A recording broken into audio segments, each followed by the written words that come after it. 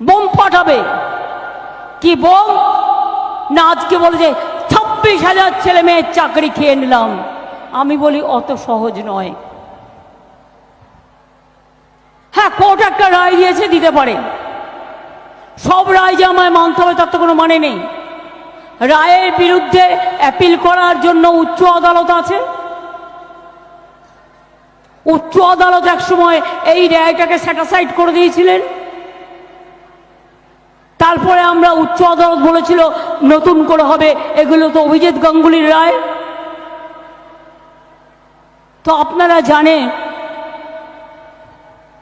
ওই কাকেররা কাকাই হয়, কাকের কর্কশ গলা কখনো চেঞ্জ হয় না।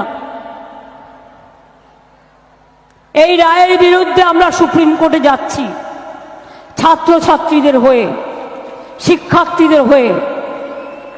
23,000 26,000 ছেলে মেয়ে মানে 1.5 লক্ষ 2 লক্ষ পরিবার। আবার বলে কিনা 4 সপ্তাহের মধ্যে টাকা ফেরত দাও। চুরি করে ফেরত দেবে না ডাকাতি করে ফেরত দেবে?